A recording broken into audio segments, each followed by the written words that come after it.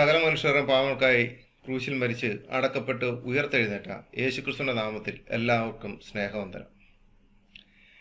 Mario ജോസഫിന് ഉള്ള മറുപടിയുമായി, അദ്ദേഹത്തിന്റെ ആശയങ്ങൾക്കുള്ള മറുപടിയുമായി 5ാമത്തെ വീഡിയോ ആണിത്. മാരിയോ ജോസഫിന്റെ ഓരോ വീഡിയോകൾ ചെയ്ത് യൂട്യൂബിലും ഫേസ്ബുക്കിലും വരുമ്പോൾ മാരിയോ ജോസഫിനോട് സ്നേഹമുള്ള മനസ്സിണക്കപ്പെട്ടവർ നല്ല രീതിയിൽ ഞങ്ങൾക്കെതിരെ തിരിഞ്ഞിട്ടുണ്ട്. വളരെ സന്തോഷം. കാരണം കൂടുതലും മുസ്ലിങ്ങളായിട്ടുള്ളവർ തന്നെയാണ് ഞങ്ങൾക്കെതിരെ മറുപടിയായിട്ട് വരുന്നത്. പിന്നെ ജോ മാത്യു എന്നൊക്കെ പറയുന്ന കുറേ ആൾക്കാരുണ്ട്, കുരിശ് യുദ്ധക്കാരൻ ഇച്ചായൻ, ഇവരെ പോലുള്ള ഫേക്ക് ഐഡികൾ, മുഖം കാണിച്ച് പുറത്തു വരാൻ കഴിവില്ലാത്ത, ധൈര്യമില്ലാത്ത കുറേ ഫേക്ക് ഐഡികൾ വന്നു കിടന്നുകൊണ്ട് ഞങ്ങൾക്കെതിരെ പലതും പറയുമ്പോൾ മാരിയോ ജോസഫ് ഇവർക്കൊക്കെ എത്രത്തോളം ഇഷ്ടമുള്ളവനാണ് എന്നുള്ളത് പിന്നെയും തെളിഞ്ഞുകൊണ്ടിരിക്കുകയാണ്. പക്ഷേ മാരിയോ ജോസഫിൻ്റെ ഓരോ വീഡിയോസും ഇങ്ങനെ ഫേസ്ബുക്കിൽ നിന്നും യൂട്യൂബിൽ നിന്നും ഞങ്ങൾ കണ്ടുകൊണ്ടിരിക്കുമ്പോൾ വളരെ നല്ല രീതിയിൽ എല്ലാവർക്കും മാതൃകയാകുന്ന രീതിയിൽ തന്നെയാണ് അദ്ദേഹത്തിൻ്റെ ചാരിറ്റി പ്രവർത്തനങ്ങൾ എന്നൊക്കെ ഉള്ളത് ഞങ്ങൾക്ക് കാണുവാൻ സാധിച്ചു. അതൊക്കെ നല്ല കാര്യമാണ്, അതൊക്കെ നടക്കട്ടെ മാരിയോ, അതിലൊന്നും ഒരു പ്രശ്നമുള്ള കാര്യമല്ല. താങ്കൾക്കത് ചെയ്യാൻ പറ്റുന്നതിൽ വളരെ സന്തോഷമുണ്ട്. പക്ഷെ താങ്കളുടെ മുമ്പിലേക്ക് വരുന്ന കുട്ടികളെ അല്ലെങ്കിൽ മറ്റുള്ള മാതാപിതാക്കളെ താങ്കൾ ഇട്ടിട്ട് വന്ന എനിക്ക് നിത്യജീവനെ തന്നത് ക്രിസ്തുവാണെന്നുള്ള ആ കാഴ്ചപ്പാടിൽ വന്ന ആ ഭാഗത്ത് നിന്ന് പിന്നെയും പഴയത് തന്നെയാണ് എന്തോ വലുതെന്ന് വിളിച്ചു പറയുന്നത് കേൾക്കുമ്പോഴാണ് ഞങ്ങൾക്ക് ഇതിന് മറുപടി തരാനുള്ളൊരു സാഹചര്യത്തിലേക്ക് എത്തുന്നത്. ഇപ്പം ഇവിടെ മാരിയോ ജോസഫിൻ്റെ ഇന്നത്തെ വീഡിയോ നിങ്ങൾ നോക്കുകയാണെങ്കിൽ മാരിയോ ജോസഫ് ഒരു ധ്യാനഗുരു മാത്രമല്ല, ഒരു വിവാഹ ദല്ലാളു കൂടിയാണ്. ഇപ്പം നിങ്ങൾ വിചാരിക്കും ഞാൻ കളിയാക്കിയതാണ്. ഞാൻ കളിയാക്കിയതൊന്നുമല്ല. അത് നിങ്ങൾ കേൾക്കുന്നത് വളരെ നല്ലതായിരിക്കും. കേൾക്കുന്നതിന് മുമ്പ് ചില കാര്യങ്ങൾ ഞാൻ പറയാം. ഞാൻ മാരിയോ ജോസഫിൻ്റെ വീഡിയോയ്ക്കകത്തുനിന്ന് കട്ട് ചെയ്ത് എടുത്തുകൊണ്ട് വരികയല്ല. മാരിയോ ജോസഫ് തന്നെ കട്ട് ചെയ്ത് അദ്ദേഹത്തിൻ്റെ ഇൻസ്റ്റാഗ്രാമിലും ഫേസ്ബുക്കിലും ഒക്കെ ഇടുന്നത് തന്നെയാണ് ഞാൻ എടുത്തുകൊണ്ട് വരുന്നത്. അത് അങ്ങനെ തന്നെ ലിങ്കായിട്ട് ഞാൻ എടുത്ത് വെക്കുന്നുമുണ്ട്. അതുകൊണ്ട് ചില ആൾക്കാർ വന്നിട്ട് പറയും, നീ അവിടുന്ന് കട്ട് ചെയ്തിട്ടു കുറച്ച് ഭാഗം കേൾപ്പിച്ചുള്ളൂ, ബാക്കി കേൾപ്പിക്കാൻ ഉത്തരവാദിത്വം മാരിയോയ്ക്കുണ്ട്. കാരണം മാരിയോ റീൽസ് ഇട്ടിരിക്കുന്നതിൽ നിന്നാണ് ഞാൻ എടുത്തുകൊണ്ട് വരുന്നത്. അല്ലാതെ വേറെ വീഡിയോസ് ഫുള്ളായിട്ടുള്ള ഡൗൺലോഡ് ചെയ്ത് ഞാൻ വെച്ചിട്ടുണ്ട്. മാരിയോ ജോസഫ് റീൽസ് ഇട്ട് മറ്റുള്ളവരിലേക്ക് എത്തിക്കുന്നത്, ഇപ്പം അരമണിക്കൂറത്തെ 1 മണിക്കൂറത്തെ വീഡിയോ ഒരാൾ ഫുള്ളിരുന്ന് കാണുന്നതിനേക്കാൾ പ്രധാന ഭാഗം എടുത്ത് റീൽസ് ആക്കി, എന്ന് വെച്ച് കഴിഞ്ഞാൽ 1 മിനിറ്റിൻ്റെയോ 10 മിനിറ്റിൻ്റെയോ 5 മിനിറ്റിൻ്റെയോ ആക്കി ഇടുമ്പോൾ കൂടുതൽ ആൾക്കാരിലേക്ക് എത്തും. അത്തരം റീൽസിൽ നിന്നാണ് ഞാൻ എടുത്തുകൊണ്ട് വന്നിട്ട് ഞാൻ മറുപടി പറയുന്നത്. മനസ്സിലായോ? അതുകൊണ്ട് ഇത് വിമർശിച്ചുകൊണ്ട് വരുന്ന നിങ്ങളെപ്പോലുള്ളവരോട് പറയുകയാണ്, വിമർശന ബുദ്ധിയായിട്ട് കിടക്കുന്ന നിങ്ങളോട് പറയുകയാണ്, നിങ്ങളതിൻ്റെ ഫുള്ള് മേടിച്ചുകൊണ്ട് വന്നേര്. അപ്പോൾ എന്നിട്ട് ചോദിക്കുക, എന്തിനാണ് ഈ റീൽസ് ഇട്ട് ഇത്രയും ഭാഗം? ഇപ്പം മനുഷ്യർക്ക് വിവാഹത്തിന് 3 കാരണങ്ങൾ തന്ന ഇസ്ലാമാണ്, എന്തിനാണ് അത്രയും ഭാഗം ഇട്ടിരിക്കുന്നത്? സപ്തപതി, ഏറ്റവും വലിയ കാര്യങ്ങൾ ഹിന്ദുത്വ ഇതിൽ നിന്നാണ് പുള്ളിക്ക് ഏറ്റവും ഇഷ്ടപ്പെട്ടതെന്നും പറഞ്ഞുകൊണ്ട് നമ്മുടെ കുട്ടികളുടെ മുമ്പിലേക്ക് വന്നിട്ട് ഇതിനെല്ലാം കൂടെ മിക്സ് ചെയ്ത് എന്തിനാണ് ഈ റീൽസ് ഇത്രവാക്കിയിട്ടിരിക്കുന്നത്? സപ്തപതിക്ക് ദൈവം അനുവദിച്ചു കഴിഞ്ഞാൽ മറുപടി തരാം. 7 കാര്യങ്ങൾ താങ്കൾ പറഞ്ഞിട്ടുണ്ടല്ലോ, ഭയങ്കര 7 കാര്യങ്ങൾ. ആ 7 കാര്യങ്ങൾ റെഡിയാക്കി വെച്ചിട്ടുണ്ട്, ദൈവം അനുവദിച്ചാൽ തരാം. താങ്കൾ ഇസ്ലാമും നല്ലതാണ്, ഹിന്ദുയിസം നല്ലതാണ്, ഇസ്ലാമിലെ വിവാഹവും നല്ലതാണ്, ഹിന്ദുയിസത്തിലെ വിവാഹവും നല്ലതാണ്. അപ്പൊ ക്രിസ്ത്യാനിറ്റിയിലെ വിവാഹത്തെ പറ്റി എന്താണ് താങ്കളുടെ അഭിപ്രായം? അതിന്റെ വീഡിയോസ് ഒന്നും ഇട്ടില്ലേ മാരിയോ? അത്രയ്ക്ക് മോശമാണോ? ഇസ്ലാമിന്റെ ആ ഒരു രീതിയിൽ നിൽക്കുന്ന വിവാഹമൂല്യമാണ് വലുത്, ഹിന്ദുയിസത്തിന്റെ വിവാഹമൂല്യമാണ്, സപ്തപതി ആ വിവാഹമൂല്യമാണ് വലുത്. അപ്പം ക്രിസ്ത്യാനിറ്റിയുടെ മൂല്യം ഒന്നും ഇദ്ദേഹത്തിന്റെ മുമ്പിലിരിക്കുന്ന കുട്ടികളോട് ധ്യാനിപ്പിക്കാൻ വരുന്ന ആൾക്കാരോട് പറയാനൊന്നുമില്ല. അപ്പം നിങ്ങൾ അതൊന്ന് മനസ്സിലാക്കുന്നത് നല്ലതായിരിക്കും. ഞാനെന്താ ഇദ്ദേഹത്തിൻ്റെ ധ്യാനം കേൾക്കാനോ കാണാനോ പോയിട്ടില്ല. ഒരു പ്രാവശ്യം ഞാൻ ഇദ്ദേഹത്തെ നേരിട്ട് കാണുകയും എല്ലാം ചെയ്തിട്ടുണ്ട്. അത് ക്രിസ്ത്യൻ ധ്യാന കേന്ദ്രത്തിൽ വെച്ചാണ്. ഞാനവിടെ ക്ലാസ് എടുക്കാൻ വേണ്ടി, ഇസ്ലാമിക വിഷയം ക്ലാസ് എടുക്കാൻ വേണ്ടി ചെന്നപ്പോൾ അതിൻ്റെ ഇപ്പുറത്ത് ഇദ്ദേഹം ധ്യാനം നടത്തുന്നുണ്ട്. ഞാൻ അപ്പോഴേ ചിരിച്ചു. കാരണം എനിക്കറിയാം ഇതെന്തായിരിക്കും പഠിപ്പിക്കുന്നതെന്നുള്ളത്. അപ്പം എൻ്റെ കൂട്ടത്തിലുള്ള സഹോദരന്മാരും കണ്ടു, സംസാരിച്ചു. ഞാൻ അദ്ദേഹത്തെ കണ്ടു എന്നുള്ളത് ശരിയാണ്, അവരും കണ്ടു. പിന്നെ കൂടെയുള്ള ഇദ്ദേഹത്തോട് സ്നേഹമുള്ളതും സ്നേഹമില്ലാത്തതുമായിട്ടുള്ള കാത്തലിക് സഭയിൽ നിൽക്കുന്നവർ തന്നെ അദ്ദേഹത്തെ കണ്ടു. അതിൽ കുറച്ച് ആൾക്കാർ എന്നോട് പറഞ്ഞ് ഇദ്ദേഹത്തിൻ്റെ പഠിപ്പീര് റോങ് ആണ്. കാരണം ആ സമൂഹത്തിൽ നിൽക്കുക. എങ്കിലും ഇദ്ദേഹത്തിനോട് മനസ്സിണക്കപ്പെട്ട കുറേ എണ്ണം ഇപ്പോഴും കടന്നുകൊണ്ട് പറയുന്നുണ്ട്. നിങ്ങൾ പറയാനുള്ളത് പറഞ്ഞോളൂ, നമുക്ക് കുഴപ്പമില്ല. അപ്പം ഞാൻ ഇന്നത്തെ വിഷയത്തിൻ്റെ പറഞ്ഞു വന്നതിൻ്റെ കാര്യം എന്ന് വെച്ച് കഴിഞ്ഞാൽ, ഇദ്ദേഹം ഒരു ധ്യാനഗുരു മാത്രം, വിവാഹ ദല്ലാളു കൂടെയാണ്. അത് ഞാൻ പറഞ്ഞല്ല, അദ്ദേഹം തന്നെ പറയുന്നതാണ്. നിങ്ങളൊന്ന് കേട്ടു നോക്കുക. ഞങ്ങൾക്ക് മാട്രിമോണിയൽ ബ്യൂറോ വരെ ഉണ്ട്, നിങ്ങൾ എന്താ വിചാരിച്ചത്? അദ്ദേഹം തന്നെ പറയുന്നുണ്ട് ഫിലോകാലിയയ്ക്ക് മാട്രിമോണി വരെ ഉണ്ടെന്നാണ് പറയുന്നത്. അപ്പോൾ ഇതിലുള്ള വിഷയത്തിലേക്ക് വരാം. മാരിയോയുടെ ധ്യാനത്തിന് വരുന്ന യുവതി യുവാക്കൾക്ക് ഉപദേശം കൊടുക്കുന്നത് നിങ്ങൾ കേൾക്കണം. നിങ്ങൾ പ്രേമിക്കുക. ആരെ പ്രേമിക്കണം? ജാതി മതം വർഗ വർണ്ണ ഭേദമന്യേ ആരെ നിങ്ങൾക്ക് പ്രേമിക്കാം. അപ്പോൾ മാരിയോടെ ധ്യാനം കഴിഞ്ഞ് ഇറങ്ങുന്നവർക്ക് ലഭിക്കുന്നത് പ്രേമിക്കാം എന്നുള്ള ഒരു ലൈസൻസ് ആണ്. ശരിയല്ലേ? അതും 5ാം ക്ലാസ് മുതൽ പ്രേമിക്കാം. പ്രേമിച്ചത് പിന്നെ മറച്ചു വെക്കരുത് കേട്ടോ. അത് മാതാപിതാക്കളോട് പറയണം എന്നുള്ള ധൈര്യം കൊടുക്കാനും മാരിയോയ്ക്ക് അറിയാം. ഒരു കുഴപ്പമില്ല, മാരിയോ അത് ചെയ്ത്. കാരണം അത്രയ്ക്ക് ധൈര്യമാണ് അങ്ങോട്ട് ലഭിക്കുന്നത്. അല്ല മാരിയോട് ഒരു കാര്യം ചോദിച്ചോട്ടെ.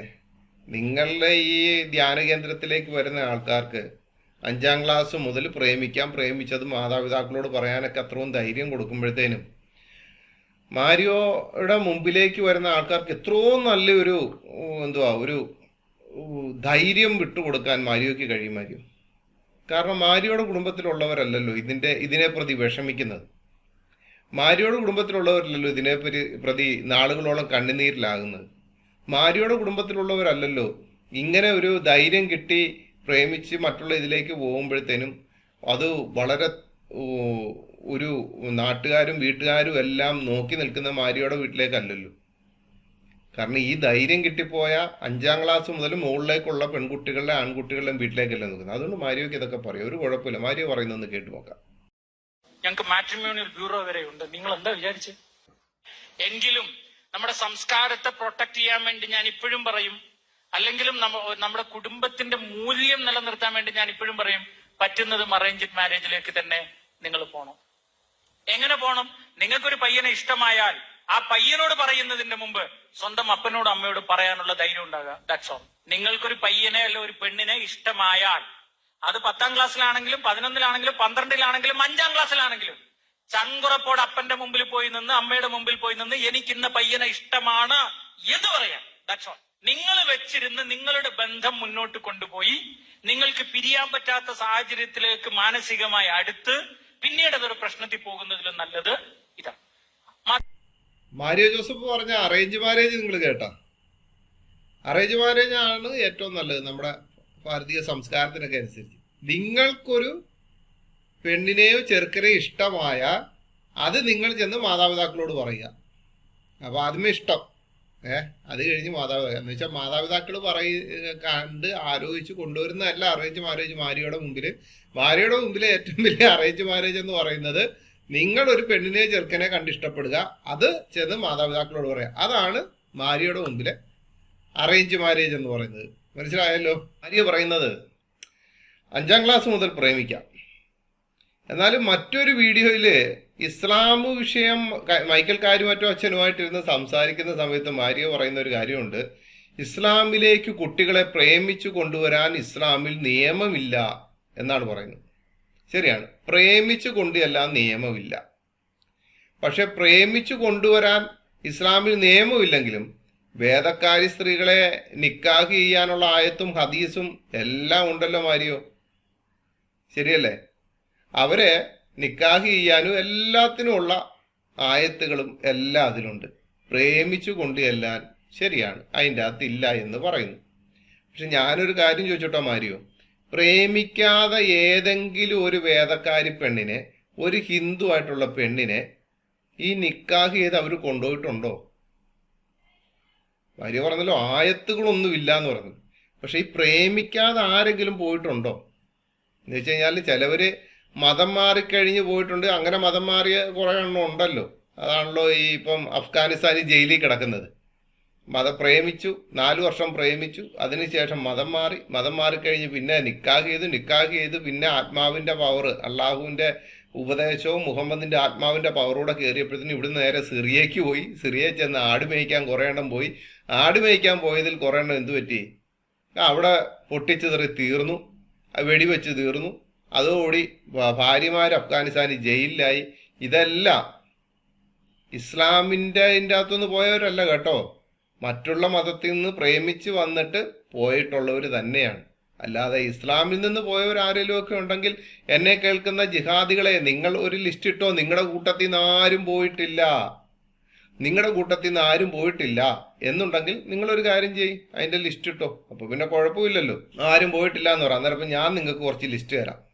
ഈ MM അക്ബറിന്റെ പീസ് സ്കൂളിൽ പഠിപ്പിച്ചുകൊണ്ടിരുന്ന അധ്യാപകനും ഒക്കെ പോയത് എങ്ങോട്ടാന്ന് നിങ്ങളൊന്ന് മനസ്സിലാക്കുന്നതല്ലായിരിക്കില്ല. അതുകൊണ്ട് MM അക്ബറിന് ഇവിടുന്ന് നാട് വിട്ടു പോയി കേസിൽ പെടേണ്ട കാര്യമൊന്നും ഉണ്ടാകത്തില്ലായിരുന്നു.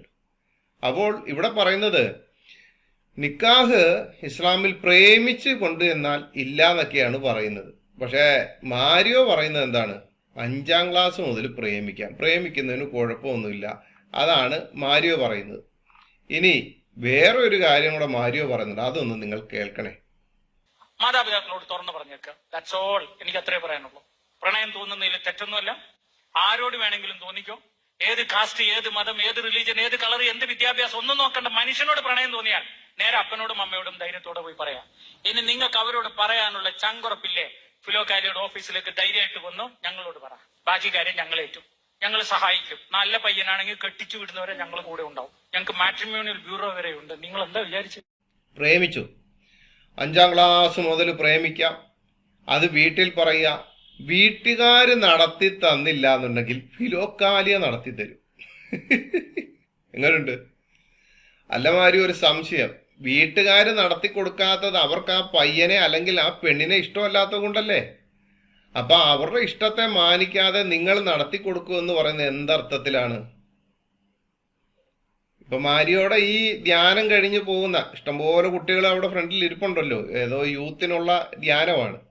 അവര് മാതാപിതാക്കൾ ചിലപ്പോൾ അവരെ ധ്യാനത്തിന് വിടുന്നത് തന്നെ ഒന്നെങ്കിൽ സ്കൂള് തുറക്കുന്നതിന് മുമ്പ് അല്ലെങ്കിൽ വെക്കേഷൻ സമയത്തൊക്കെ ഇങ്ങനെയുള്ള ക്യാമ്പിൽ, ഞങ്ങളൊക്കെ ക്യാമ്പിൽ പോയി, ഞാനും അനിൽകുമാർ അയ്യപ്പൻ ബ്രദറൊക്കെ ഇഷ്ടം പോലെ ക്യാമ്പിൽ പോയി ക്ലാസ് എടുക്കുന്നവരാണ്. ഒരുപാട് സ്ഥലങ്ങളിൽ ക്യാമ്പിന് ക്ലാസ് എടുക്കുന്നുണ്ട്. ഞങ്ങളാരും ഇതിനെപ്പറ്റി നിങ്ങൾ സ്കൂള് തുറക്കുമ്പോൾ കാണാൻ സുന്ദരിയുള്ളതിനെ പ്രേമിക്കുക എന്നുള്ളതൊന്നുമല്ല. ഞങ്ങളെ ക്ലാസ് എടുക്കാൻ വേണ്ടി വിളിക്കുമ്പോൾ ഞങ്ങളവിടെ ചെയ്യുന്നത് വിശുദ്ധ വേദപുസ്തകത്തിന്റെ അടിസ്ഥാനത്തിൽ അവർക്ക് ആത്മീയ ബോധനം ഉണ്ടാക്കി കൊടുക്കുക എന്നുള്ളതാണ്. കാരണം സ്കൂളിലേക്ക് ചെല്ലുമ്പോൾ, മറ്റുള്ള സ്ഥലത്തേക്ക് ചെല്ലുമ്പോൾ അവരുടെ ജീവിതത്തിലെ വ്യത്യാസമായിട്ടുള്ള മാറ്റങ്ങളെ കണ്ട് മറ്റുള്ളവർ ക്രിസ്തുവിനെ അറിയുക, അല്ലെങ്കിൽ ക്രിസ്ത്യാനിറ്റി എന്താണെന്ന് മനസ്സിലാക്കി എടുക്കുക എന്നുള്ളത് തന്നെയാണ്. അങ്ങനെ ചെയ്യുന്ന എത്രയോ കാത്തലിക്കിന്റെ സ്കൂളുകൾ തന്നെയുണ്ട്. അച്ഛന്മാരും കന്യാസ്ത്രീമാരും ഒക്കെ നടത്തുന്ന സ്കൂളുകൾ തന്നെ എത്രയോ മാതൃകയായിട്ട്. ആ സ്കൂളിൽ പഠിക്കുന്ന കുട്ടികളാണ് മാരിയോടെ ധ്യാനം കഴിഞ്ഞിട്ട് അങ്ങോട്ട് ചെല്ലുന്നത് എന്നൂടെ നിങ്ങൾ ചിന്തിക്കണം. അവിടെ അധ്യാപകരും ബാക്കിയുള്ളവരും കുട്ടികളുടെ ഭാവിക്ക് ഉതകുന്ന രീതിയിലുള്ള ക്ലാസ്സുകൾ എടുക്കാൻ തയ്യാറായിട്ടിരിക്കുമ്പോൾ മാരിയോടെ ധ്യാനം കഴിഞ്ഞ് ചെല്ലുന്നവർ പ്രേമിക്കാനുള്ള ധൈര്യത്തോടെ ചെല്ലുന്നത് അല്ലേ? അപ്പൊ ഈ വീട്ടുകാർക്ക് ഇഷ്ടമില്ലാത്ത ഒരു ചെറുക്കൻ്റെയും പെണ്ണ്, അപ്പൊ ഈ 5ാം ക്ലാസ്സിൽ പഠിക്കുന്ന പെണ്ണ് പ്രേമം തുടങ്ങി. ഉദാഹരണം വെച്ചു, ഒരു 17 വയസ്സ് 18 വയസ്സൊക്കെ ആയപ്പോൾ പ്രേമം മൂത്ത് കഴിഞ്ഞപ്പോഴത്തേനും വീട്ടിൽ പറഞ്ഞു, ദേ ഇന്ന പോലെ ഞാൻ ഇന്നയാളിനെ പ്രേമിക്കുന്നു. അത് പുള്ളി പറയുന്നുണ്ടല്ലോ, വർണ്ണം, വർഗം, ജാതി ഇതൊന്നും പ്രശ്നമില്ല, മറ്റുള്ള ജാതിയിലൊന്നും പ്രശ്നമില്ല എന്ന് പറയുന്നുണ്ട്. പക്ഷെ നിങ്ങളുടെ CCCക്കകത്ത് എഴുതി വെച്ചിരിക്കുന്നത് വിവാഹത്തിന്റെ മൂല്യത്തെ പറ്റി പറയുന്നിടത്ത് മാമോദീസ മുങ്ങിയ 2 പേർ തമ്മിൽ നടത്തുന്നതാണ് എന്ത്? വിവാഹം എന്ന കൂതാശ എന്നാണ് CCCക്കകത്ത് എഴുതി വെച്ചിരിക്കുന്നത്. ഇതൊക്കെ മാരിയോ CCC എപ്പോഴും പൊക്കിപ്പിടിച്ചോണ്ട്, 2ാം വത്തിക്കാൻ കൗൺസിൽ പുസ്തകമൊക്കെ എപ്പോഴും പൊക്കിപ്പിടിച്ചുകൊണ്ട് നടക്കുന്ന ആളാണ്. അതിൻ്റെ അകത്തൊക്കെ ഒന്ന് വായിച്ചു നോക്കണം മാരിയോ. അതിപ്പോൾ ഈ പുസ്തകത്തിന്റെ അകത്ത് എഴുതി വെച്ചിരിക്കുന്നത് തന്നെ എന്താണ്? 2 പേർ, മാമോദിസ മുങ്ങിയ 2 പേർ തമ്മിൽ സഭ നടത്തി കൊടുക്കുന്ന, ഈശോ നടത്തി കൊടുക്കുന്നതാണ് എന്ത്? വിവാഹം എന്നാണ് പറയുന്നത്. അപ്പൊ ഈ 5ാം ക്ലാസ് മുതൽ പ്രേമം തുടങ്ങി 17-18 വയസ്സായപ്പോൾ വീട്ടിൽ പറഞ്ഞു കഴിഞ്ഞപ്പോഴത്തേനും വീട്ടുകാർ സമ്മതിക്കുന്നില്ല. അപ്പോൾ 5ാം ക്ലാസ്സിൽ പ്രേമിക്കാൻ ലൈസൻസ് കൊടുത്ത ആളുടെ ഫിലോക്കാലിയ എന്ന് പറയുന്ന ഉടനെ എന്ത് ചെയ്യും? ഇങ്ങനെ ലൈറ്റായിട്ട് തെളിയും. നേരെ അവിടെ ചെല്ലുന്നു, മാരിയോടും കൂട്ടരോടും പറയുന്നു. കാരണം മാട്രിമോണി ഉണ്ടല്ലോ, കൂട്ടരോടും പറയുന്നു. അപ്പോൾ മാരി അത് നടത്തി കൊടുക്കുന്നു. കാരണം അവിടുന്ന് ഇവിടെ വരെയുള്ളല്ലേ, നല്ല ചെറുക്കനാണെങ്കിൽ നടത്തി കൊടുക്കും. പെണ്ണിന് ചെറുക്കൻ നല്ലതായതുകൊണ്ടല്ലേ അവൾ പ്രേമിച്ചത്, അല്ലെ ചെറുക്കൻ ആ പെണ്ണ് നല്ലതായതുകൊണ്ടല്ലേ പ്രേമിച്ചത്. അപ്പൊ ആ പ്രേമം എന്താ? അങ്ങ് ഫിലോക്കാലിയ നടത്തി കൊടുക്കും. ആർക്ക് പോയി? മാതാപിതാക്കൾക്ക് പോയി. ശരിയല്ലേ? ഇതാണ് മാരിയോടെ ധ്യാനമെന്ന് മാരിയോടെ വോയിസിൽ നിന്ന് നമുക്ക് മനസ്സിലാക്കാം. അപ്പോൾ ഈ ധ്യാനത്തിന് എന്ന അവർക്ക് മാരിയോടെ ധ്യാനം കൂടിയാൽ പ്രേമിക്കാനുള്ള ലൈസൻസ് കൊടുക്കുകയാണ്. കാരണം മാതാപിതാക്കൾ തന്നെയാണല്ലോ മാരിയുടെ ധ്യാനത്തിന് വിടുന്നത്. കുട്ടികൾക്കും സന്തോഷമാണ്. കാരണം വീട്ടുകാർ നടത്തി തന്നില്ലെങ്കിൽ ഫിലോക്കാരിയയിലെ മാരിയുണ്ട്. ഇസ്ലാമിൽ പ്രേമിച്ച് നിക്കാഹ് ചെയ്യാൻ ആയത്തു ഹദീസും ഇല്ല. പക്ഷെ ഇസ്ലാമിൽ ഉള്ളവർക്ക് വേദക്കാരെ നിക്കാഹ് ചെയ്യാം. ഈ ആയത്ത് അതിന് അവർക്ക് പ്രമാണമാണ്. എല്ലാ നല്ല വസ്തുക്കളും ഇന്ന് നിങ്ങൾക്ക് അനുവദിക്കപ്പെട്ടിരിക്കുന്നു. വേദം നൽകപ്പെട്ടവരുടെ ഭക്ഷണം നിങ്ങൾക്ക് അനുവദനീയമാണ്. നിങ്ങളുടെ ഭക്ഷണം അവർക്കും അനുവദനീയമാണ്. സത്യവിശ്വാസിനികളിൽ നിന്നുള്ള പതിവ്രതകളായ സ്ത്രീകളും നിങ്ങൾക്ക് മുമ്പ് വേദം നൽകപ്പെട്ടവരിൽ നിന്നുള്ള പതിവ്രതകളായ സ്ത്രീകളും നിങ്ങൾക്ക് വിവാഹമൂല്യം നൽകി കഴിഞ്ഞിട്ടുണ്ടെങ്കിൽ നിങ്ങൾക്ക് അനുവദിക്കപ്പെട്ടിരിക്കുന്നു. നിങ്ങൾ വൈവാഹിക ജീവിതത്തിൽ ഒതുങ്ങി നിൽക്കുന്നവരായിരിക്കണം. വ്യഭിചാരത്തിൽ ഏർപ്പെടുന്നവരാകരുത്. രഹസ്യവേഴ്ചക്കാരെ സ്വീകരിക്കുന്നവരുമാകരുത്. സത്യവിശ്വാസത്തെ ആരെങ്കിലും തള്ളിക്കളയുന്ന പക്ഷം അവന്റെ കർമ്മം നിഷ്ഫലമായി കഴിഞ്ഞു. പരലോകത്ത് അവൻ നഷ്ടം പറ്റിയവരുടെ കൂട്ടത്തിലായിരിക്കുകയും ചെയ്യും. 5:5. ഈ 5:5 പറയുകയാണ്, നിങ്ങൾക്ക് ആരെ വിവാഹം കഴിക്കാം, നിക്കാഹ് ചെയ്യാം. പതിവ്രതകളായ വേദം നൽകപ്പെട്ടിട്ടുള്ള പതിവ്രതകളായിട്ടുള്ള സ്ത്രീകളെ ചെയ്യാം. അതിന് ആധാരമായിട്ട് ഒരു ഉസ്താദ്, നിച്ചോ ട്രൂത്തിന്റെ വലിയ പ്രവർത്തനമായിട്ടുള്ള ആള് പറയുന്നത് നിങ്ങൾ കേൾക്കുക.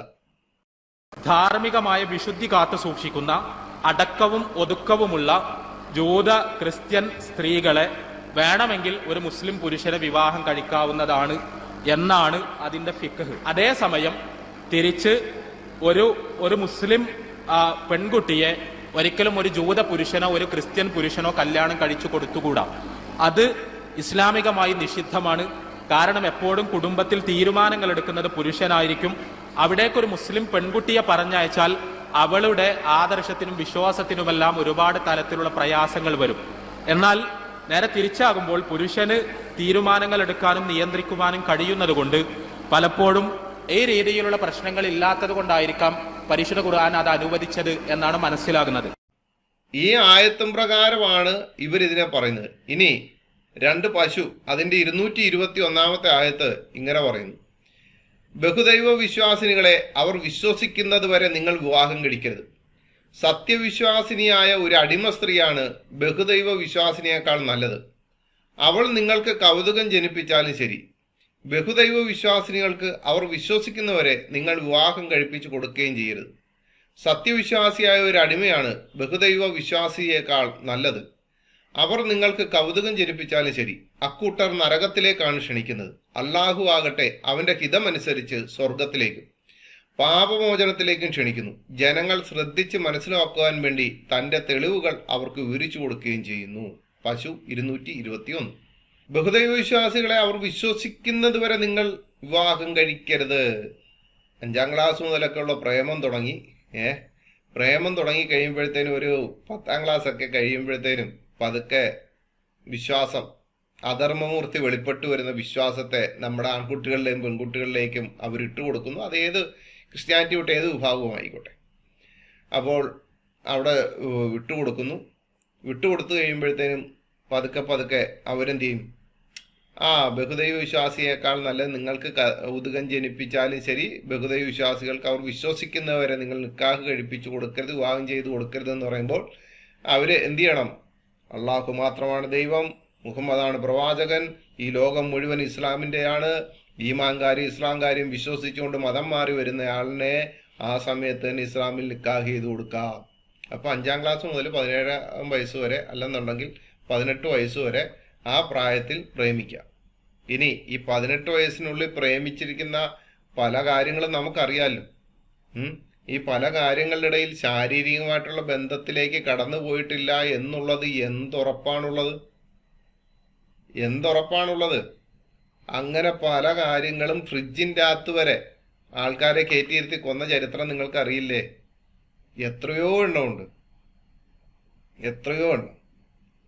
ഇതൊന്നും മനസ്സിലാക്കാതെ ഇരുന്നു കൊണ്ടാണ് പറയുന്നത്, ഞങ്ങളുടെ വിഭാഗത്തിലൊന്നും ഒരു കുഴപ്പം ഉണ്ടാകത്തില്ല എന്നുള്ള രീതിയിൽ ഓരോ കുട്ടികളെ ഇങ്ങനെ വെച്ചുകൊണ്ട് കൊടുക്കുമ്പോൾ, മാരിയോ നിങ്ങൾ എന്താണ് ഉദ്ദേശിക്കുന്നത്?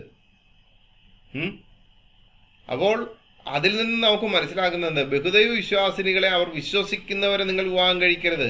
പിന്നെ മാരിയ പറഞ്ഞിട്ടുണ്ട്, മനുഷ്യരെ പ്രേമിക്കണം. അപ്പൊ മാരിയ ആരാ? നിങ്ങൾ നിരീശ്വരവാദികൾക്ക് കൂടെ പിടിക്കണം, മനുഷ്യരെ പ്രേമിക്കണം. അപ്പം ഹിന്ദുയിസവും കഴിഞ്ഞ് ഇസ്ലാമും കഴിഞ്ഞിട്ട് എന്ത് ചെയ്യണം? ഇനി ഇവരെ നിരീശ്വരവാദികൾക്ക് നേരെ പ്രേമിക്കാം, ഒരു കുഴപ്പമില്ല എന്നാണോ ഭാര്യ പറയുന്നത്? പ്രേമത്തിന് ഞാൻ എതിരൊന്നുമല്ല. കാരണം രണ്ട് കുടുംബക്കാർ തമ്മിൽ കാണുകയും അവർ എടുക്കുന്ന തീരുമാനം അത് പള്ളിയിലെ അച്ഛനോടോ പാസ്റ്ററിനോടോ മറ്റുള്ളവരോടോ പറഞ്ഞെടുത്ത തീരുമാനത്തിന്മേൽ നടത്തുന്നതൊക്കെ വളരെ നല്ല കാര്യമാണ്. എനിക്കതിനോട് യോജിപ്പുള്ളതാണ്. പിന്നെ വിവാഹം കഴിഞ്ഞതിന് ശേഷം ഭാര്യയും ഭർത്താവോട് പ്രേമിക്കണമെന്ന് പറയുന്ന ഒരാളാണ് ഞാൻ. എന്ന് വെച്ച് കഴിഞ്ഞാൽ വിവാഹം കഴിച്ച ഈ തക്ക തുണയായി ലഭിച്ചിരിക്കുന്ന ഭാര്യയെയും തക്ക തുണയായി ലഭിച്ചിരിക്കുന്ന ഭർത്താവിനെ നിങ്ങൾ ജീവിതകാലം മുഴുവനും പ്രേമിക്കണമെന്ന് തന്നെ ഉള്ള അഭിപ്രായക്കാരനാണ് ഞാൻ. പക്ഷെ അതിനു മുമ്പ് ഇതുകൂടെ ഒന്ന് നിങ്ങൾ ശ്രദ്ധിക്കണം. ഇനി വേദക്കാരികളെ നിക്കാഹ് ചെയ്യാനേ മുസ്ലിങ്ങൾക്ക് അനുവദിക്കപ്പെട്ടിരിക്കുന്നു. എന്നാൽ വേദക്കാർ മുസ്ലിം സ്ത്രീകളെ നിക്കാഹ് ചെയ്യാൻ പാടില്ല. ഇപ്പൊ വേദക്കാരികളെ നിക്കാഹ് ചെയ്യുവാൻ മുസ്ലിങ്ങൾക്ക് അനുവദിക്കപ്പെട്ടിരിക്കുന്നു.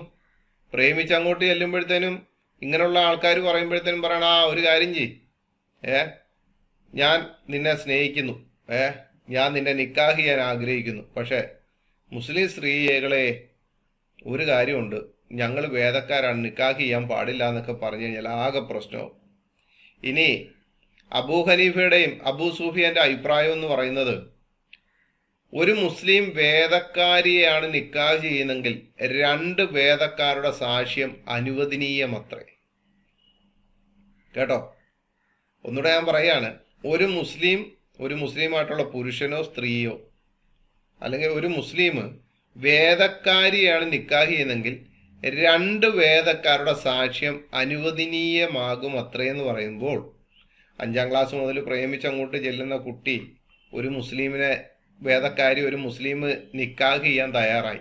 അപ്പോൾ 2 വേദക്കാരുടെ സാക്ഷ്യം വേണമെന്ന് പറയുമ്പോൾ ആരായിരിക്കും ഈ 2 വേദക്കാരെന്ന് നിങ്ങൾ തന്നെ ചിന്തിക്കുക, നിങ്ങൾ തന്നെ കമന്റ് ബോക്സിൽ എഴുതിയിടുക. ഇതൊക്കെ ഞങ്ങൾ വെറുതെ എഴുതി വെക്കുന്ന പുസ്തകമല്ല, ഇത് ഇസ്ലാമിന്റെ പുസ്തകങ്ങളിൽ നിന്ന് തന്നെ ഞങ്ങൾ കണ്ടെടുത്തിട്ട് വരുന്നതാണ്. പിന്നെ ചില ആൾക്കാർ വന്നിട്ട് പറയും നിനക്കൊന്നും വേറൊരു പണിയില്ലല്ലോ എന്ന് പറയുന്ന നിന്നെപ്പോലുള്ളവരോട് പറയുകയാണ്, അരമണിക്കൂറത്തെ ഒരു വീഡിയോ ഇടണമെങ്കിൽ 2 ദിവസം ആ വീഡിയോയ്ക്ക് പിന്നിലിരിക്കണം. മനസ്സിലായോ? അരമണിക്കൂറത്തെ ഒരു വീഡിയോ ഇടണമെങ്കിൽ 2 ദിവസം ഇരിക്കണം. 2 ദിവസം ഇരുന്ന് 3ാമത്തെ ദിവസം ഈ വീഡിയോ പുറത്തേക്ക് വരണമെങ്കിൽ എത്ര പുസ്തകങ്ങൾ വായിച്ച് മാറ്റണമെന്നറിയാമോ? എത്ര പുസ്തകങ്ങൾ നോക്കിയിട്ട് വേണമെന്നറിയോ ഒരു വീഡിയോ? നിങ്ങളെപ്പോലുള്ളവർക്ക് അത് അറിയത്തില്ല. കാരണം ഇതിനൊക്കെ ഇത് വാട്സപ്പ് യൂണിവേഴ്സിറ്റിയിൽ നിന്ന് കണ്ടവൻ എഴുതിയത്, ആ എഴുതിയവന്റെ അവസ്ഥയും കൂടെ ഒന്ന് ചിന്തിച്ചോ. എത്ര നേരം എഴുതിയിട്ടായിരിക്കും വാട്സപ്പിലേക്ക് വരുന്നത്? അത് കണ്ടിട്ട് വരുന്നവർക്ക് നിങ്ങൾക്കൊന്നും വേറൊരു ശരിയാ, ഒരു പണിയില്ലാതെ കുറേണ്ട നിന്റെയൊക്കെ കൂട്ടത്തിൽ അവിടെ ഇവിടെ ഇരിപ്പുണ്ടല്ലോ, വലിയ PhD MHD മറ്റേതും മറിച്ചതും ഒക്കെ എടുത്തവർ 12 വർഷത്തോളം നിങ്ങളുടെയൊക്കെ ഇരുന്ന് പഠിക്കുന്ന ആൾക്കാർ. അത് ഞങ്ങളുടെ കൂട്ടത്തിലും കുറേ എണ്ണമുണ്ട്, നിങ്ങളുടെ കൂട്ടത്തിലും കുറേ എണ്ണമുണ്ട്. കുറേ PhD MHD കുറേ എടുത്തു വെച്ചിരിക്കുന്നത്. അവർക്കാർക്കും ഇതിലേക്ക് തൊടാൻ പറ്റത്തില്ല. കാരണം അവർ തൊട്ട് കഴിഞ്ഞാൽ അവർ പഠിച്ചു വെച്ചിരിക്കുന്ന 12 വർഷം അവിടെ പഠിച്ച 15 വർഷം ഇവിടെ പഠിച്ചത് അവിടെ പഠിച്ചതായിട്ടുള്ളതെല്ലാം എന്ത് ചെയ്യും? ഉരുകി ഒലിക്കും. കാരണം എന്താ? അവർക്ക് കിട്ടിയിരിക്കുന്ന വൈറ്റ് കോളർ, അവർക്ക് കിട്ടിയിരിക്കുന്ന ബ്രാക്കറ്റിൽ കിടക്കുന്ന PhD MHD എന്ന് വേണ്ട കുറേ സംഭവങ്ങൾ ഇത്തരം വിഷയങ്ങളിലേക്ക് വരുമ്പോഴത്തേനും ബുദ്ധിമുട്ടായിത്തീരും. കർത്താവായ യേശുക്രിസ്തു സാധാരണക്കാരുടെ ഭവനങ്ങളിലേക്ക് കടഞ്ഞെന്ന് അവരുടെ വിഷമങ്ങളെയാണ് ഏറ്റവും കൂടുതലായിട്ട് എന്ത് ചെയ്തത്? മാറ്റിയത്. അല്ലാതെ ഞാൻ സ്വർഗത്തിൽ നിന്ന് കടന്നു വന്ന അതുകൊണ്ട് എനിക്ക് ഇന്ന ആൾക്കാരുണ്ട് അവരുടെ ഇടയിലേക്ക് മാത്രമെന്നല്ല പറഞ്ഞത്. അപ്പോസ്തലനായ പൗലോസ് സാധാരണക്കാരുടെ ഇടയിലേക്ക് കടന്നുപോയി. പത്രോസ് സാധാരണക്കാരുടെ ഇടയിലേക്ക് കടന്നുപോയി. അവര് കർത്താവായ യേശുക്രിസ്തുവിന്റെ കൂട്ടത്തിൽ നടന്ന അപ്പോസ്തലനൊക്കെ ഞാൻ യേശുവിന്റെ കൂട്ടത്തിൽ നടന്ന ആളാന്ന് പറഞ്ഞിട്ട് ഗമ പിടിച്ച് നടന്നില്ല. അവര് യേശുക്രിസ്തു എങ്ങനെ മാതൃക കാണിച്ചു ആ മാതൃകയിലൂടെ പോയി. പൗലോസ് അപ്പോസ്തലനെ എങ്ങനെ ക്രിസ്തുവിനെ മനസ്സിലാക്കിയെടുത്തോ ആ മാതൃകയിലൂടെ പോയി. ദൈവമക്കളെ, ഞാൻ പറയുന്നു, സഭയ്ക്കകത്ത് ആളുണ്ടെങ്കിൽ മാത്രമേ നിങ്ങൾക്ക് അവരെ ഉപദേശിക്കാൻ പറ്റത്തുള്ളൂ. പക്ഷേ വരും കാലങ്ങളിൽ ഇങ്ങനെയുള്ള ധ്യാനങ്ങളൊക്കെ നടത്തി മുമ്പോട്ട് പോയിക്കൊണ്ടിരിക്കുമ്പോഴത്തേനും അത് വളരെ ഇതാണ്. പിന്നെ ഇദ്ദേഹം തന്നെ പറഞ്ഞു മനുഷ്യരുടെ വിവാഹത്തിന് മൂല്യം തന്ന ഇസ്ലാമാണെന്ന്. വേറൊരു കാര്യം ഞാൻ നിങ്ങളെ ബോധിപ്പിക്കുന്നു. ഇസ്ലാമിൽ ഒരു കാര്യം കിടപ്പുണ്ട്. മുഹമ്മദിന്റെ ബീവി 6 വയസ്സ് നിക്കാഹ് ചെയ്ത ആയിഷ ബീവി പറയുന്ന ഒരു കാര്യം കിടപ്പുണ്ട്. ആയിഷയിൽ നിന്ന് നിവേദനം നബി പറഞ്ഞു, ഏതെങ്കിലും ഒരു സ്ത്രീ തന്റെ രക്ഷകർത്താവിന്റെ സമ്മതം കൂടാതെ വിവാഹം കഴിച്ചാൽ അവളുടെ വിവാഹം അസാധുവാണ്. ഇനി അവൾ ഭർത്താവുമായി സംയോഗത്തിൽ ഏർപ്പെട്ടു പോയെങ്കിൽ അതിനവൾക്ക് മഹറിന് അവകാശമുണ്ട്. ഇനി കൈകാര്യകർത്താക്കൾ വിവാഹം കഴിച്ചു കൊടുക്കാൻ വിസമ്മതിക്കുന്ന പക്ഷം കൈകാര്യകർത്താവില്ലാത്തവരുടെ കൈകാര്യകർത്താവ് ഭരണാധികാരി അത്രേ. ആയിഷ കൊച്ചു പറഞ്ഞ കേട്ടോ, ഏതെങ്കിലും ഒരു സ്ത്രീ തന്റെ രക്ഷകർത്താവിന്റെ സമ്മതം കൂടാതെ വിവാഹം കഴിച്ചാൽ അവളുടെ വിവാഹം അസാധുവാണ്. ഇതൊക്കെ ഇസ്ലാമിലെ ആൾക്കാർക്ക് അറിയാമെങ്കിലും നമ്മൾ കണ്ടതാണ്. കോടതിയിൽ ഒരു പാപം അമ്മ സ്വന്തം മകളുടെ കാലെ കെട്ടി വീണ് മോളെ നീ പോകല്ലേ എന്നും പറഞ്ഞുകൊണ്ട് നിലവിളിച്ചത് നമ്മളെല്ലാവരും കണ്ടതാണ്. ഇസ്ലാമിൽ ഇങ്ങനെ ഉണ്ട് മാരിയോ? പക്ഷെ നിങ്ങൾ എന്താണ് പറഞ്ഞത്? ഇസ്ലാമില് വിവാഹത്തിന് മൂല്യം തന്നത് അവരാണെന്നൊക്കെ പറയുമ്പോൾ ഇവിടെ ഒരു കാര്യം പറയാണ്, ആദ്യമേ ഒരു സുഖപ്പേര്, അല്ലെങ്കിൽ ഇസ്ലാം ആദ്യമേ ഒരു സുഖപ്പേരും പിന്നീട് അങ്ങ് കൊല്ലലുക. പിന്നെ പറയുന്നത് എന്താണ്? ഇനി അവൾ ഭർത്താവുമായി സംയോഗത്തിൽ ഏർപ്പെട്ടു പോയെങ്കിൽ അതിനവൾക്ക് മഹറിന് അവകാശമുണ്ട്. പിന്നെ അവിടെ അവകാശമാണ്. ഇനി കൈകാര്യകർത്താക്കൾ വിവാഹം കഴിച്ചു കൊടുക്കാൻ വിസമ്മതിക്കുന്ന പക്ഷം കൈകാര്യകർത്താവ് ഇല്ലാത്തവരുടെ കൈകാര്യകർത്താവ് ഭരണാധികാരി അത്രയെന്ന് പറയുമ്പോൾ ആരാണ് ഇസ്ലാമിലെ ഭരണാധികാരി? വയലേ. ഇവരുടെ പുസ്തകം പത്തുക്കുമിനൊക്കെ എടുത്ത് വായിച്ചു നോക്കണം. മറ്റൊരു മതത്തിൽ നിന്ന് ഒരാൾ വരുമ്പോഴത്തേന് അവളുടെ മാതാവും പിതാവും ഒന്നും ഇല്ലാന്നുണ്ടെങ്കിൽ അവിടെ എന്ത് ചെയ്യാം? അവിടെ ഇവരുടെ മസ്ജിദിലെ ആള് തന്നെ കൈകാര്യകർത്താവായിട്ട് നടത്തി കൊടുക്കാം. ഒരു കുഴപ്പമില്ല. അതാണ് അവരുടെ ഭരണാധികാരി എന്ന് പറയുന്നത്. ഇനി ഇസ്ലാമിലേക്ക് ചെന്ന് കഴിഞ്ഞാൽ പിന്നീട് തിരിച്ചു വരാൻ പറ്റാത്ത അനുഭവമുണ്ട്. ഒരാള് മുസ്ലിം ആയി കഴിഞ്ഞാൽ മാത്രമേ പ്രേമിച്ച ആളിന് മുസ്ലിം ആയിട്ടുള്ള ആളിനെ നിക്കാഹ് ചെയ്യാൻ പറ്റത്തുള്ളൂ. അനസ് പറയുന്നു, അബൂ തൽഹ ഉമ്മു സുലൈമിനെ വിവാഹം കഴിച്ചു. അവർക്കിടയിലുള്ള സ്ത്രീധന ഇസ്ലാമായിരുന്നു. ഉമ്മു സുലൈം അബൂ തൽഹയ്ക്ക് ഒരു മുമ്പ് മുസ്ലിമായി. അവൻ അവളോട് വിവാഹാഭ്യർത്ഥന നടത്തി. പക്ഷെ അവൾ പറഞ്ഞു, ഞാൻ മുസ്ലിമായി, നീ മുസ്ലിമായാൽ ഞാൻ നിന്നെ വിവാഹം കഴിക്കും. അങ്ങനെ അവൻ മുസ്ലിമായി. അതാണ് അവർ തമ്മിലുള്ള സ്ത്രീധനം. അപ്പോൾ ഇവിടെ വിവാഹം നടന്നതിന്റെ സ്ത്രീധനം എന്ന് പറയുന്നത് ഒരുത്തൻ മുസ്ലിമായി എന്നുള്ളത് മാത്രമാണ്. അല്ലാതെ അവിടെ കാരക്കായോ മറ്റേ മുഹമ്മദ് ചെയ്ത കണക്ക് മഹറായിട്ട് കാരക്കായോ മറ്റുള്ളതോ ഒന്നുമല്ല. ഇവിടെ എന്ന് വെച്ച് കഴിഞ്ഞാല് വിവാഹത്തിന് ഒരുത്തൻ മുസ്ലിമായി അല്ലെങ്കിൽ ഒരുത്തി മുസ്ലിമായി, ഇത് മാത്രം മതി. കാരണം വിവാഹം നടത്തിക്കൊടുക്കാൻ വേണ്ടി അവരുടെ ഭരണാധികാരി അവരുടെ ആൾക്കാർ തന്നെയുണ്ട്. ഇനി ഇസ്ലാമിലേക്ക് ചെന്ന് കഴിഞ്ഞാൽ, ഇസ്ലാം ആയിക്കഴിഞ്ഞാൽ പിന്നെ അവിടുന്ന് മടങ്ങി വരാൻ പറ്റാത്ത ഒരു ആയത്ത് കിടപ്പുണ്ട്.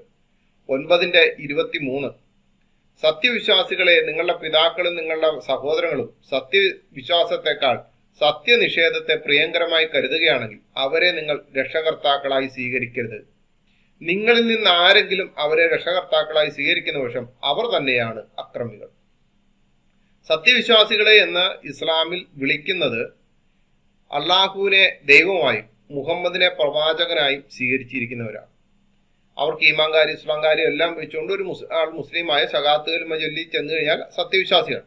ആ സത്യവിശ്വാസികളോട് പറയാണ്, നിങ്ങളുടെ പിതാക്കളും നിങ്ങളുടെ സഹോദരങ്ങളും വിശ്വാസത്തെക്കാൾ എന്ന് വെച്ച് കഴിഞ്ഞാൽ ഈ മകനോ മകളോ അവിടെ ചെന്ന് കഴിയുമ്പോഴത്തേനും കിട്ടുന്ന, ആരും ആയിക്കോട്ടെ, അവിടെ ചെന്ന് കഴിഞ്ഞാൽ അവിടെ കിട്ടുന്ന സത്യവിശ്വാസം എന്ന് വെച്ച് കഴിഞ്ഞാൽ ഇസ്ലാമായ സത്യവിശ്വാസത്തെക്കാൾ സത്യനിഷേധത്തെ എന്ന് വെച്ച് കഴിഞ്ഞാൽ ഇവർ ചെന്നതിന് വിപരീതമായിട്ട് ഇവരുടെ മാതാക്കളും സഹോദരങ്ങളും പിതാക്കളും എല്ലാം സത്യനിഷേധം, ഇവർ സ്വീകരിച്ച ഇസ്ലാം എന്ന സത്യത്തെക്കാൾ, ഇവർ പറയുന്നതാണ് ഇസ്ലാം സത്യമാണെന്ന് കേട്ടോ, സത്യത്തെക്കാൾ സത്യനിഷേധത്തെ പ്രിയങ്കരമായി കരുതുകയാണെങ്കിൽ അവരെ നിങ്ങൾ രക്ഷകർത്താക്കളായി സ്വീകരിക്കരുത്. എന്ന് വെച്ച് കഴിഞ്ഞാൽ ഈ പെൺകുട്ടിയുടെ ആൺകുട്ടിയുടെ പിതാവായ ജോസഫിനെയോ മറിയയോ അല്ലെന്നുണ്ടെങ്കിൽ അശോകനെയോ ശാന്തയോ ഈ മറ്റു മതത്തിൽ നിൽക്കുന്നവരെ നിങ്ങൾ രക്ഷകർത്താക്കളായി സ്വീകരിക്കരുത്.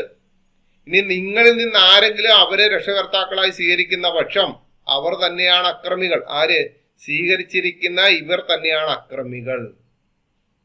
ഇത്രയും പറഞ്ഞത് എന്താന്ന് വെച്ച് കഴിഞ്ഞാല് മാതാപിതാക്കൾ വളർത്തി വലുതാക്കിയവർ അവരുടെ പഠന സമയത്തോ അല്ലെങ്കിൽ പഠനത്തിന് മുമ്പോ കോളേജിലേക്ക് പോകുന്നതിന് മുമ്പോ വെക്കേഷൻ സമയത്തൊക്കെ നടത്തുന്ന ഇത്തരം ധ്യാനത്തിനും ക്യാമ്പിനും ഒക്കെ വിടുന്നത് തന്നെ മക്കളുടെ ഭാവി നല്ലതാകാൻ വേണ്ടിയാണ്. അപ്പൊ അവര് ധ്യാനം കഴിഞ്ഞ് വരുമ്പോൾ പുതിയ തീരുമാനങ്ങൾ അവരുടെ മുമ്പിൽ വെക്കും. ശരിയല്ലേ?